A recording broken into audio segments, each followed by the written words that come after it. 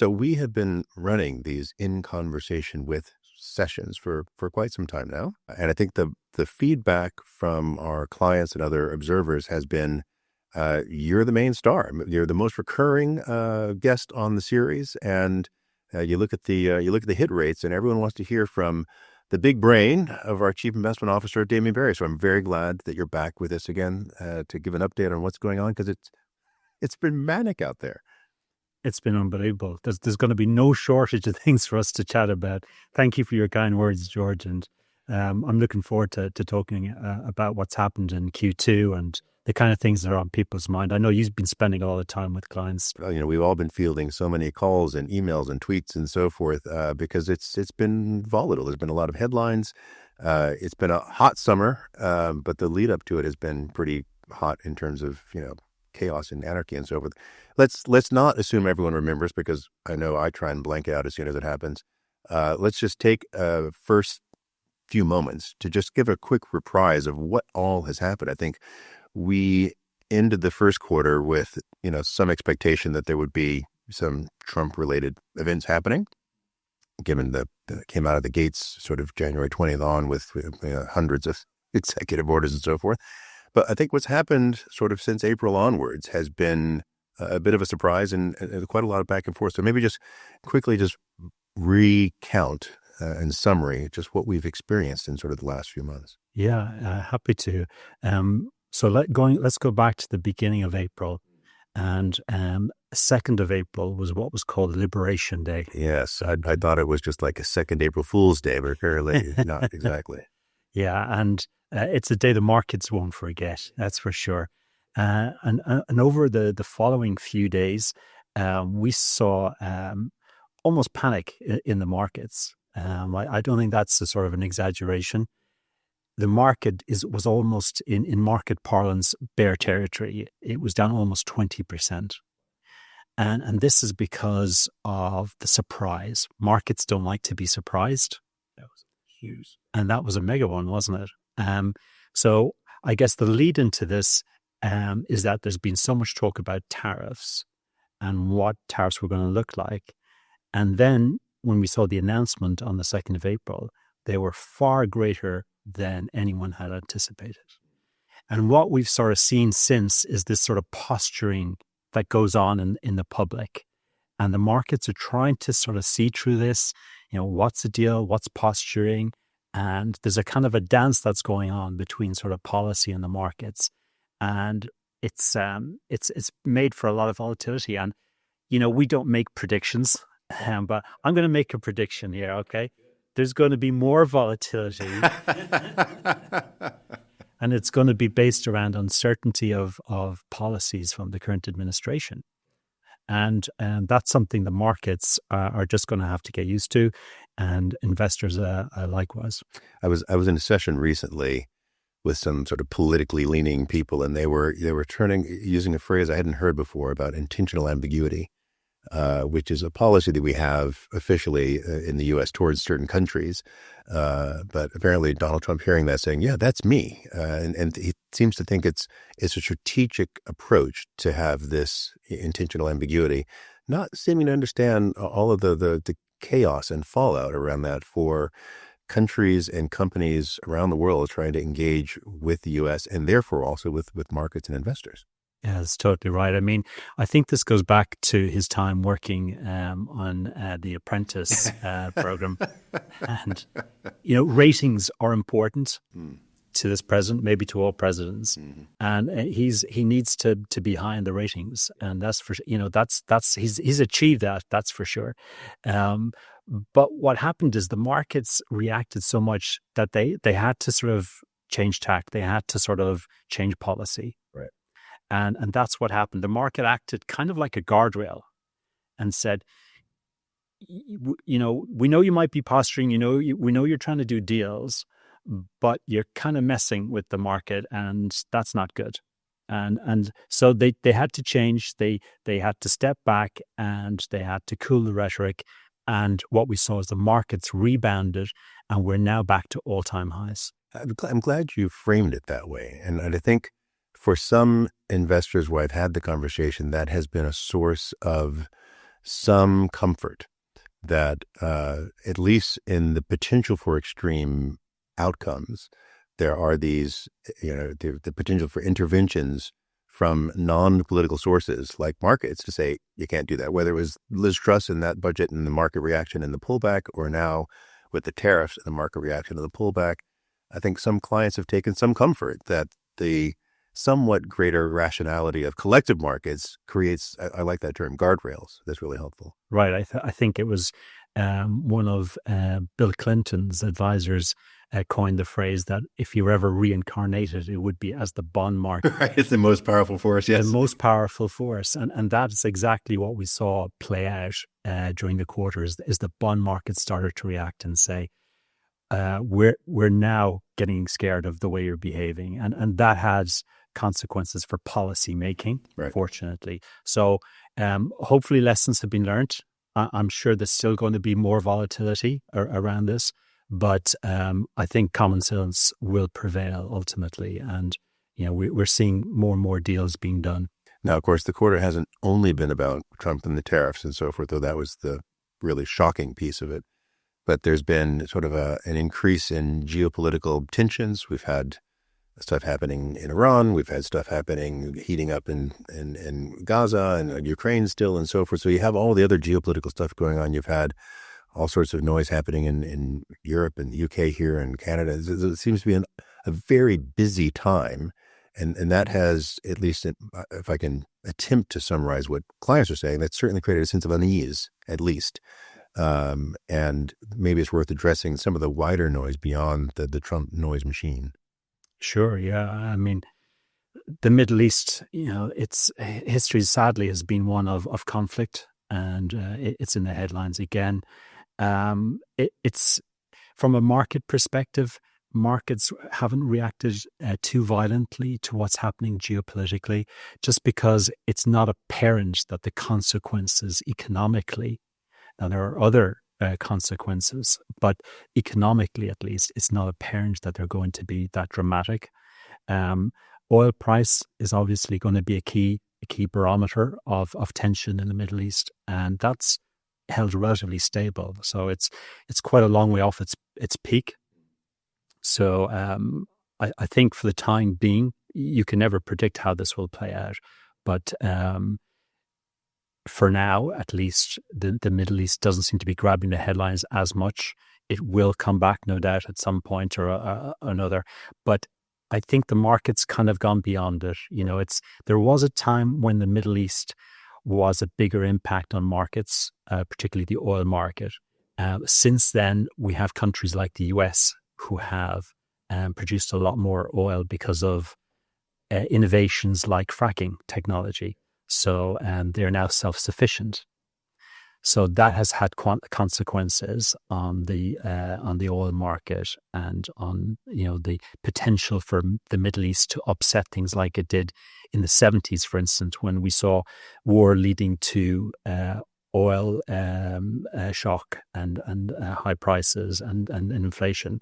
That seems like a more remote possibility today. I think that framing and perspective is so important because there's a bit of a knee-jerk reaction. It's like, oh my goodness, if there's war in the Middle East and bombs dropping in Iran, that means that oil is threatened. That means oil spikes. That means economies go into recession. There's this deterministic outcome algorithm that people have in their head, which isn't really playing out. And I think that greater clarification is really helpful.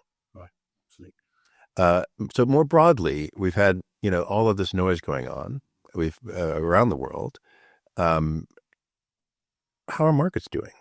How are markets doing in the quarter? How are markets doing year to date? Given all of the noise we are identifying is actually happening. Well, I think one of the interesting aspects that's happening in markets, besides the volatility around tariff policy and the uncertainty, has been the US dollar. That's been a real change. So I think that's something that investors will be focused on. And what we saw in the first half of this year is the US dollar weakened by about 10%. So it was pretty dramatic, wasn't it? It's a sizable move. I mean, to the extent that clients are concerned, that comes up, right? People have money sitting in dollars and they need to spend it in sterling or vice versa. And those moves, that's enough to matter. Right, absolutely. So you're going to have a different level of return as an investor depending on your perspective, right? You have probably GBP clients, and they're going to have a different return to US dollar clients, and it's going to be quite different. Its currency fluctuation explains most of that difference, and this happens, and it's not something to get too excited about because currencies do fluctuate. So we saw the dollar weaken quite substantially. It's starting to strengthen again, but you don't want to change your investment strategy on the basis of currency movements. You know, the investment strategy takes into account that currencies will fluctuate and equity markets will also fluctuate. I think from the perspective of dealing with individual clients, the overlay there, of course, becomes time frame. And when someone needs money in the very short term, the adjustment isn't so much with the investments, it's with, how much is invested, how much is in cash, at what point do you start to move it across, maybe in stages, to sort of de-risk the day you're going to move it and where the currency is. So, we have clients that are trying to access money. They're seeing that movement. They're a little nervous. And so the answer isn't, hey, can I hedge this? For most people, it's thinking a little bit more around timing of disinvestment, timing of moving across, maybe doing that in multiple stages instead of just one, et cetera. But the timing is probably the aspect where this gets really tricky for clients. And I think, do you remember that towards the end of last year, everyone seemed to be talking about US exceptionalism. Yes. And all you wanted to be invested in was US assets and US currency. Yeah. And what happens? Pop all these experts, the strategists that said that, they've got it wrong, right? So it's now other markets have performed better in the first half of the year than Europe has performed better than European markets, and by and large have performed better than the US. And the US dollar currency has weakened significantly. Mm-hmm. So it's another example of, to be careful of the wisdom of crowds, It's so obvious. Yeah, exactly. Well, let's extend that a little bit and go from sort of how markets are done to how our client assets have done. How obviously we run a lot of different portfolios. It's hard to sort of summarize in one sentence, but it's useful to sort of reframe, given what's happened in the world and what's happened in markets, what's happened with sort of client portfolios. It's been a positive experience for our model's performance year to date. What we've seen at a higher level is that US equities underperformed. So we've been tilted a bit towards international equities and away from US equities. So that's been a positive. Within equities, we are tilted to those drivers of long-term outperformance that we know and love. The value or the price of something is important. We're also tilted towards profitability. And these factors have worked out year to date. Now, it was different themes in different quarters. At the beginning of the year, it was a bit more of a value theme. In the second quarter, it was a bit more of a profitability theme. So all in all, it's been a positive experience so far for our strategy. A headwind for our approach has been that smaller companies not doing so well. Right.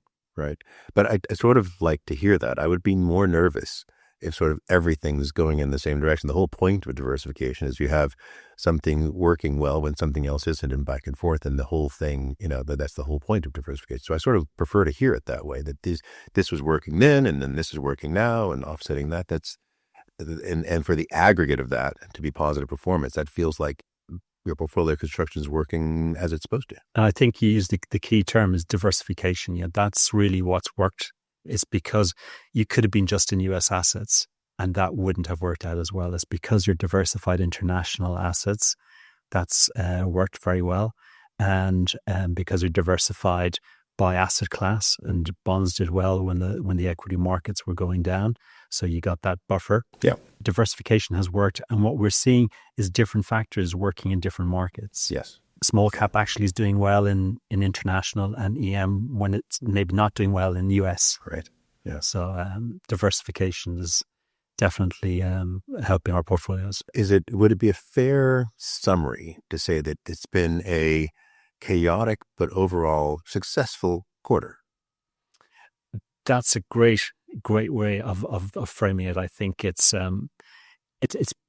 I think a lot of our investment philosophy, things that we talk about like diversification, long-term factors that drive markets, You never know when they're going to work, but it's been a good environment despite all the noise that we've had and all the headlines. It's just that we're focused on the things that really drive markets in the long term, things like profitability, and companies continue to be profitable and get more profitable. Yes, tariffs are a concern. There are also some positive things. Corporate profitability is improving regardless of that. And part of that is because they are able to make expense more items, and that is increasing their profits. Also, for American companies, for instance, they can increase their profits because 40% of their revenues come from overseas. And those have increased by 10% from just a currency translation alone. So we don't hear about those headlines. We just hear about the tariffs. But there are also positives happening as well as some of the negative headlines. I love good news. Damian, we recognize that there's a lot of noise and a lot of market volatility, and that's not new. That's kind of the nature of markets, right? We talk about the fact that sitting in your seat and getting your excess return is because you're exposing yourself to risk and volatility and uncertainty, and that's part of the deal. But it does feel like it's been a little more volatile, a little more chaotic than maybe recent history. And that question comes up a lot. So I think if we spend a little more time thinking about what that means and how that impacts investing, how that impacts client behavior, investor behavior, that there might be some value in just digging a little deeper in that topic. The first piece is, what did we learn from the volatility we've just lived through? What are some of the lessons that we can take from that and try and make sure that our clients and others see the lessons that we've seen in this recent period? Well, I think what we've learned has been encapsulated in just one quarter is that markets can fall a lot and rebound very quickly. Right. Yes. And how dangerous it is to try and predict what's going to happen. Yeah. You could be forgiven as an investor on the April 2nd when this announcement comes out about these extraordinary high tariffs for getting scared. You know, all investors are emotional, and it's understandable to be fearful. And it's not like they weren't reacting to nothing. They weren't making it up, right? Here's the president of the United States saying, I'm doing this stuff, and it's really dramatic, unprecedented stuff. So it's not like you're making up a fear. There's a real event, an unprecedented event taking place. Correct. I mean, people are being told tariffs are going to be higher than they've ever been since the 1930s. And this is, an extraordinary sort of headline, at least. Exactly. And what transpires, we shall see. But that caused investors to panic, and understandably so. And because people are emotional, they are going to say, okay, I'm not sure what the future holds. We're actually never sure what the future holds. But people do get scared, and they got out of the market. And, if someone was to get out of the market at that, you can understand it. But gosh, they would have missed out on a pretty dramatic rebound. And it happens so quickly. So before we talk about the rebound, one of the questions someone would ask is, did you know what was going to happen? Why didn't you get out? How did you know to sit still? What insight do you have to not get out just because it happened to come back? How could you possibly have known that? That's a question that, comes up. It's like, oh, you got lucky that you stayed in and it came back and so forth. Well, I think one of the great charts that we show clients is the long-term performance of markets. And it's just an upward sloping line for 100 years. With a lot of... With a lot of, right, movements like that. Right. And those movements, shouldn't be, I'm not trying to underestimate that. Those are significant moves. They represent maybe 30, 40% falls in the market. But over time, if you're to look and say, what's the best investment strategy? First of all, you want to be in the market. And if at all possible, you want to buy when the market goes down, because it seems to always rebound. At some point. At some point. Yeah. You just have to make sure that you just don't get out of the market. That's the wisdom, I guess.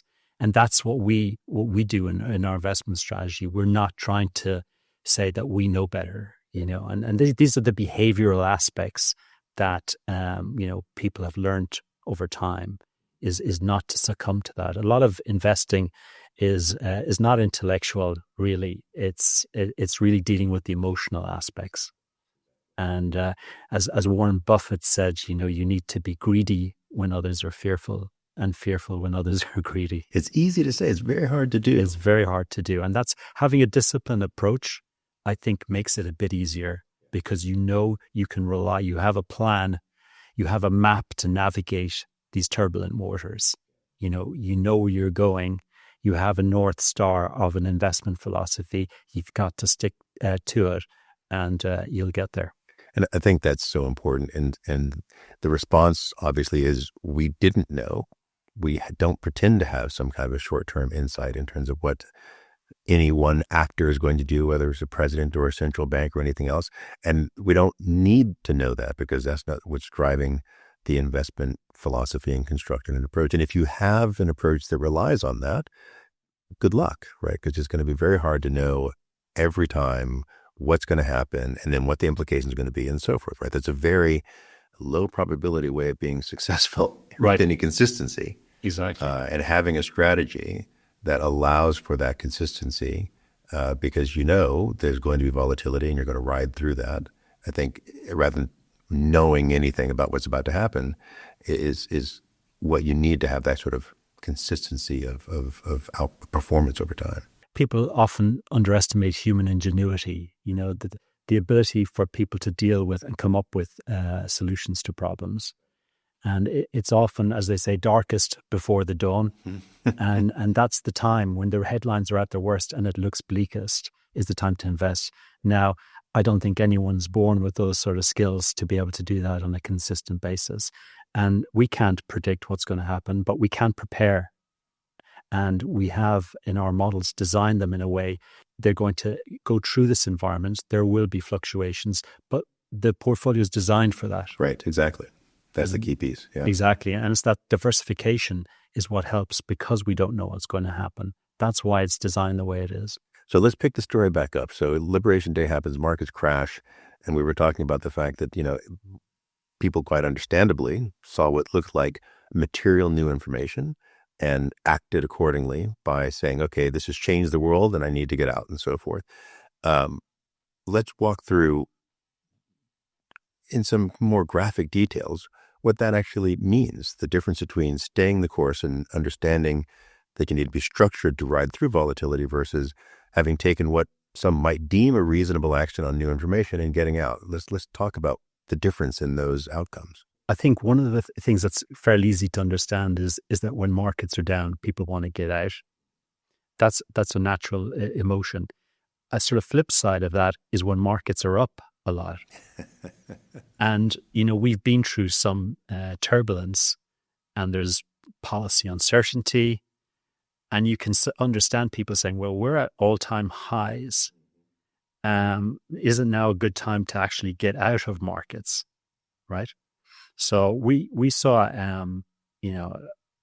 some interesting analysis on this, and it looked at when the market's at all-time highs, and if you bought, how would your portfolio have done on all those days at all-time highs over 1, 3, and 5 years?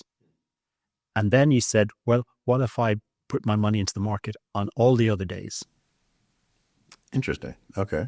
So you're comparing buying at all-time highs versus the rest of the time. Right. And you know what? Over 1 and 3 and 5 years, and this is data going back to the 1950s, buying at all-time highs is actually better than the rest of the other days. Now, it's marginally better.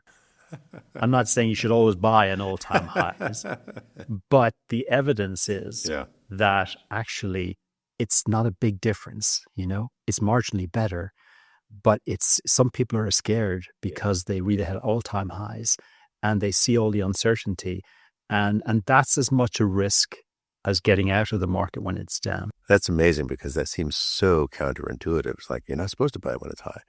But of course, as soon as you start to think slightly logically about it as well, if it's at an all-time high today and then it goes up again the next day, it's at another all-time high. So if markets are broadly moving up more than they're moving down, there's probably a lot of days at all-time highs, and so that you can sort of see how that actually works. But it doesn't sound logical. It doesn't sound logical, and it's interesting to see the actual numbers on that. But I like the message that it conveys, which is make your plan, get yourself invested. Don't have that process derailed by the level of markets today saying, oh my gosh, it's too high. I'm going to wait for something else. I'm going to pull back. I think that the importance of that message is make a plan and execute it, and then, stay invested. right, exactly right.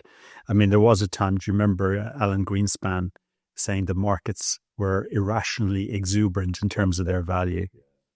And what happened was the markets kept going higher despite his warnings.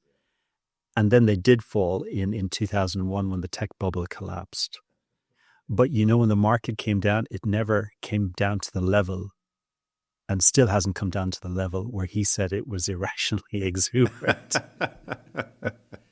And this is somebody who's got great insight and great understanding of markets. So, what do the rest of us, what chance do we have if people like him can't get it right? So should we think of volatility as a scary friend, that it's not something to be just completely scared of? It's actually beneficial in terms of generating the risk premium that results in excess return, in that it allows people with a plan to, take advantage of the sort of irrational nervousness of others and be able to generate some wealth. Yeah, absolutely. We are inherently taking advantage of the volatility. So when we rebalance clients' portfolios, that takes advantage. Something's gone up, another thing's gone down. You're selling what's gone up and you're buying what's gone down. And that happens over time, and it adds value over the long term. Within portfolios, there's some magic going on too, right? Because the factors that we're looking at, things like buying companies that are reasonably priced relative to their profitability, that dynamic is changing all the time too. And so that shows up market opportunities. Different sort of stocks become interesting. And that leads to outperformance over the long term as well. I think it would be a difficult phone call to make, to call up clients or potential clients and say, hey, the markets are really volatile, but let's get involved. But it actually is sort of the right message. Right, absolutely. And I know we've had conversations with clients and said, at times of volatility, maybe you want to take more risk if this is within your sort of long-term financial plan and your tolerance levels. This historically is a good time. I mean, the market falls 10% nearly within the year, every year. At some point. 90% of the time. Right, yeah. So, and it's not down 10%, 90% of the time, Right, yeah. On average, it's up sort of 8 or 9% a year. So usually when markets are down, it is a good time to assess your portfolio and say, maybe now's the time to take more risk. All right. Well, this easier said than done. No. This is a weird thing to say, but let's hope for more volatility. Damian, in all of our conversations, we're usually trying to do several things. We're trying to explain what's happening in the world. We're trying to give some context and framing for that. We're trying to help our clients understand what that means for their portfolios, and trying to do a little bit of education, a little bit of explaining. But given the conversation that a lot of clients are having about, what should I be doing, and this doesn't feel right, and so forth, it feels like a good opportunity to delve into two things really specifically. Just a bit of a reminder about how we approach investing and why, so sort of a bit more of a process refresh, if you will, and how that syncs up with investor behavior, right? And when some of the challenges we know that all of us have as human animals, and the need for and the role for a disciplined process. I mean, just having a process doesn't make it a good process. So it's not enough to say you have to have one and stick with it. It has to sort of be structured and thoughtful. And let's talk through that a little bit, and hopefully that'll help remind some people in the current environment what we're doing and why, and how it helps them not succumb to some of those emotional pitfalls. I think it all sort of, the behavioral aspect, it feeds into our investment approach in a key way. Clearly. It really underlies the reason why there are these long-term drivers of markets like valuation, profitability, why these things exist. It's because we are behavioral, because we are emotional. And that's what causes this opportunity for us to find value in markets. Let's start with that actually, and I think probably the most obvious example is value and the tilt we have to value, and a little bit about why value works as a tilt, as a theme, and that relates to some degree around investor behavior. Yeah, and I think a lot of that is because we all like to be in the herd. We like to buy stocks that people are talking about that are going up. And often for success in investing, you have to do what's uncomfortable. Mm-hmm. So maybe it's the unloved areas of the marketplace, the overlooked, and if you look at people like Howard Marks, that's what he said. It's not finding the stocks that people like. It's finding the stocks that are underestimated. Yes. And this is really what drives a lot of our process is how do we find those pieces of the market that are underestimated? Now, I think a client, if they were trying to do this on their own, or say an investor, would look at some of these and say, well, these investments are down because there's a problem. Why would I want to own this thing, right? It's obvious and completely rational that I don't want to own this thing, and the market's telling you so by moving the price down. Right. And you have to, I think investors need to ask, what's the reason for the price being down? Is it fundamentally driven, or is it sentiment? Is it because of news headlines? So often we see the baby getting thrown out with the bathwater, right? When markets go down. And actually, having a disciplined investment process is making sure that you find companies that actually have positive fundamentals where the earnings are improving and they're not too richly priced. And these are the kind of qualities that keep your portfolio performing well over the long term, is by not falling into those traps of saying that by reading too much into the price action. Right. What you need to do is look at the fundamentals, and that's different to just the price action. Picking up on that, one of the examples I often give people when I get into this conversation is that somehow in investing in money, the brain works differently, right? So if you have had your eye on this particular piece of clothing at your favorite shop for a while, online or in real life, and you keep hopping in and taking a look at it and saying, oh, I really want to get this, and then suddenly it goes on a 30% sale, your reaction isn't, oh my God, there must be some problem with it. Your reaction is, this is phenomenal, I can finally get it. And the reason for that is that there hasn't been a fundamental change to the thing. It's just cheaper, which is exactly your point about the fundamentals in price and the relationship between them. And don't you think psychology is such a big part of investing? Huge. I mean, and I've seen surveys where they ask people, if they think they're better than the average investor. And 75% of people think they're better than the average investor. It's like classic Lake Wobegon stuff. Right. And people, there are different personalities. And sometimes men are worse at this than women, is being too confident in their own prediction. Yeah. And if you think that doesn't apply to you, then maybe you are overconfident. Maybe you're the one. Exactly. So these are behavioral aspects that we need to think about, and they are the reasons. They are the sort of building blocks of our approaches. Understanding this is what drives markets is human nature, and we all know the right things to do, but we just don't always do it. We don't do the wisest things. We do the easiest things, and for instance, like now you don't have to go on a diet, but. We all know the right things to eat, but we still go for the burger and chips or burger and fries, right? Yes. Yeah. Now, why do we do it? We know that it's not good for us. And similarly in investing, people do things that are not good for their portfolio. They speculate on things that are just not healthy in the long term.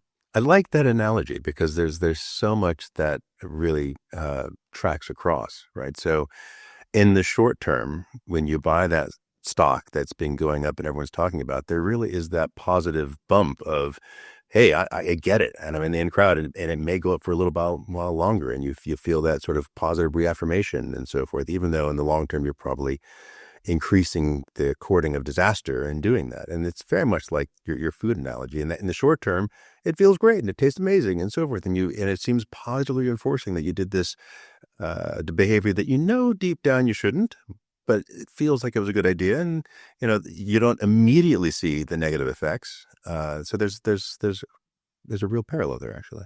I think it's that sort of helps explain to people just that there are the right things to do and the things that people do, and it's trying to help people, guide them. But at the end of the day, we know that markets will be ruled by emotions, and that's why we build a strategy that takes advantage of that. And I don't know when this video goes out, but the markets are still influenced by humans and not AI. And as long as that's the case, you need to have an investment approach that takes advantage of the frailties of human nature. Well, we'll have to have another session where we do a really deep dive in AI. I know I've been to a lot of these conferences lately, but of course, even that is ultimately learning based on humans. So it's incorporating a lot of the same biases and foibles that it's observing, which is from us anyway. So that may not be the reprieve to this, even when we get there. So if we are trying to incorporate what we know, and I use that word cautiously because it's hard to say what you really know, but there's been decades of research around this field, this behavioral finance field, trying to understand the emotions and the pitfalls that human animals fall into when they're trying to engage with money and investing. So it's not new and it's not unique to us. There's a lot of information out there. Huge. And people are welcome to search on AI, under behavioral economics, on the psychology of markets. There's people like Professor Taylor, who's written about this, who got the Nobel Prize for his understanding of the behavioral aspects in economics, not just markets, in economics. Yeah. Given that there is so much research in this space, given that we have built processes to try and incorporate that, I think it's also important to acknowledge that in the absence of those processes, investment process, rebalancing process, how you weight portfolios, that in the absence of that, we fall victim to these things too, right? Which is not that we are trying to set ourselves out as somehow smarter than the average bear. But the point is that you have an investment philosophy and an approach to investing that sets up guardrails to prevent those impulses from leading to worse outcomes. Right, exactly. And because of having an investment approach that is disciplined, that doesn't try and say, we know better than the market, because we are humble about that. We can't predict the market. And those that do have had their challenges, as we've seen recently. And I think it's about building a plan for the long term and understanding that we don't know what's going to happen, but we want to have an approach that's going to rebalance and take advantage when there are bouts of volatility, because we know that will happen. Yeah. So this has been hopefully a helpful reminder and a little bit of a deep dive, but let's wrap this a little bit with a reminder of what we're actually doing. So let's try and make this, a practical explanation. So without having to go into too much crazy detail, let's talk about portfolio construction and what are the elements that we have in how we build portfolios that try to either offset or take advantage of these issues we've been talking about. Okay, so let's talk about buying a business, the simplest sort of form of investing. What are the kind of things that would be important to you if you're buying in a business? Price is always there. Price is an important aspect. And another aspect might be profitability. How profitable is the business? For sure. Yeah. And really, we're saying actually we want to incorporate those two drivers because they are drivers of outperformance. And we're incorporating them by looking across the market and saying we want companies that take into account the value of the company relative to its profitability. So we're taking in both those aspects. And over time, we expect that will lead to outperformance. So the problem is that sounds so logical. Isn't everybody doing that? They are doing it in different forms. Some people are trying to do it by picking the companies themselves. Okay. What we're doing is doing it in a more systematic way, rather than going through each company. And the amounts of information that are available today is just enormous. Yeah. Can you imagine trying to analyze Apple and trying to get an information edge, on that company? All right. And not to mind all the other thousands of companies that are out there. What we're looking for is characteristics that lead to outperformance over the long term. And it's not just what we think, right? There are lots of research that we can point clients to. There are famous people in science, in academic worlds, people like Fama. These are people who've won Nobel Prizes for what they've been teaching us. And we apply these principles in our portfolios of looking at things like valuation and saying, the price of something should be important. Don't just buy the most expensive stocks. That might work some of the time. It may not work all the time, right? And these are prudent things to do in a portfolio, is to look at the price of something relative to its profitability. Absolutely. And sometimes we go through periods in history where markets get ahead of themselves, where they get excited about a new technology and they go, this is going to change everything. It could be pharmaceutical companies with weight loss drugs. It could be AI. It could be something else. And they get infatuated with it. Right. And these stocks go up and then they come down again. And what we want to do is try and give clients a more stable ride where they don't have that that roller coaster ride, by looking at and staying out of trouble, not buying into companies at the peak, and then having to go the roller coaster and head down with those companies. And a lot of that is understanding the behavioral aspects, sticking to your process, and that should be a winning formula. That's part of where the human foible kicks in so much, right? So unfortunately, we are driven by stories. What we really love is stories.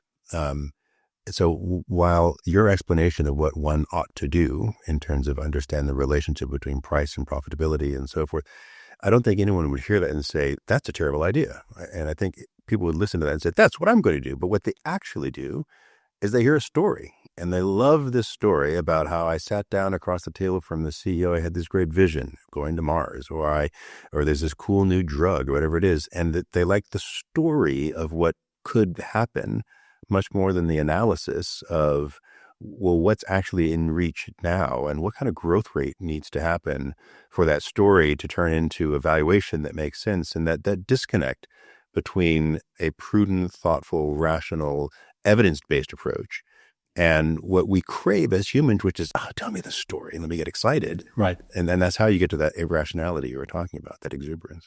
That's exactly right. And I think this behavioral trap that people often fall into is confusing companies with stocks. That's a great point. And it's very easy to say, I love this company. I love their products. I'm going to buy the stock. Yeah. Now, that's not a rational way to approach investing. You've got to look at the price of that stock, relative to its earning ability. Right. And sometimes that might be really inflated. So these are things that you need to take into account to stay away from the traps of just falling in love with your portfolio. And it's the biggest temptation we often find with clients is they want to buy whatever is working. Yes. This theme seems to be working. Right. And I don't know over my career how many themes there have been, but it must run into thousands, right? Yeah. There are a couple of themes that stand the test of time, over 100 years of time. And those are things like valuation. Those are things like profitability. Yeah. And we want to be in those themes, not to be buying the latest fad or fashion. Which is hard to explain sometimes, because people will look you in the eye and say, well, what are you, some kind of idiot? Don't you see that AI is taking over the world, or robotics, or there's a global aging of population happening? These themes are obvious, and clearly you should be positioning to take advantage of them because everyone knows they're happening. And that confusion between these big macro trends and what that means in terms of actual investable opportunities, and the fact that that's actually not that obvious in terms of who benefits and how and when and at what point and at what price and what's already priced in. And when you get into the actual details of it, while the big global trends might seem, fairly well understood, how to actually think you can successfully invest those themes with some specificity, that's not the same thing. It's not the same thing. And that's why we have an approach that looks at things, that looks right into the detail. It lifts the bonnet on this and gets right into the engine and say, what's going on in the marketplace? And let's not get too caught up in the latest fad or fashions, because we've seen them all before, and I'm not just saying that AI is necessarily a fad, for instance. I mean, it is undoubtedly changing the world. Is it going to be the largest companies in America that are going to benefit? To some extent, but I suspect the beneficiaries will be quite widespread, often smaller companies. And I think you're going to see small companies do quite well. They're going to be able to apply the efficiencies that AI brings us. And that's going to have a broader effect. And trying to pick the winners and losers is going to be such a minefield. You need to have a systematic approach that looks at overall, what are the different things that are happening in companies? What's the cash flow like? What's the earnings ability? What's the value of the company? It's not just about playing because you've read it on some social media website, and because it's gone up a lot. That's the worst possible reason to buy anything. Yeah, exactly. This has been really helpful as a reminder, and a bit of a deeper dive into what we do and why, and how that's meant to both protect people from themselves and take advantage of how that gets reflected in market movements and valuations over time. And I think it's important to recognize that, there are opportunities that we are seeking to capture, that your portfolio process is capturing for the benefit of clients by being patient and long-term and rational and evidence-based. So thank you for that. Thank you. It's useful to not just have reflected on sort of where we've been and what's happening, also think a little bit about sort of what's coming up. I think a lot of our conversation has been around market chaos and Trump tariffs and so forth. We're not entirely out of the woods with that. There's still more Trump tariffs to come, potentially. There will be more tariffs to come. Yes, that's a fair prediction. What does that mean in terms of a takeaway for us and our investors and our clients about the volatility to come, and how to think about that in the context of what we've been talking about today? Well, I think just reflecting back on what happened in the second quarter is just a great lesson in understanding that markets are struggling to try and interpret, find out what the signal is in the noise. Yes. And just try and tune out that noise. I think that's really the lesson we've learned. And I think it's something that's going to stand to people over the coming quarters, is that there is going to be more noise, and you've got to tune that out. The portfolio have are designed to take all this into account. Rest assured, we're not going to lose a lot of money just because of something that Trump is going to say. We've very well diversified, and we're going to not change our process. It's a very disciplined process that existed over long periods of time. There's not much signal so far, but we will get some changes. There will be some headlines about tariffs that are going to cause some eruptions. There'll be discussions about who's involved in the current administration, and there'll be rumors about what's going on with the presidency. I've no doubt, but markets have taken that in the stride, and that's because the North Star of markets is what's happening at the company level. And despite all the sort of the chaos, there's actually some positive things happening at company levels. The economies are chugging along fine, and companies are doing well, and they're making profits. And while we might see some fluctuations in that, over the long term, we expect the trajectory that's been in place for 100 years to continue. I think that's a really important message. And when I speak to clients, I think it's really helpful to be able to go beyond a theoretically sounding conversation about this is how diversification works and this is why the portfolio is constructed this way, and have a real life current experience to show and say, look, here's what we've just gone through, here's what markets are doing, and here's how your portfolio is behaving, to validate everything we've been talking about in terms of philosophy and process and structure and what that means for the positive outcomes for clients. It's really helpful. Well, thank you. It's fantastic always to get your insights, even more so when markets are doing crazy things, and even more so when clients are benefiting from the insights that you are able to share. So thank you for that. And if this is your first time listening to the In Conversation With series, or you're a regular listener, we appreciate your attention. We appreciate your input. We get all sorts of useful suggestions. Please keep sending those in. Do feel free to subscribe if you want to make sure that you don't miss any exciting episode coming up. And good luck out there. Damian, thanks for your time. Thank you. Cheers, George.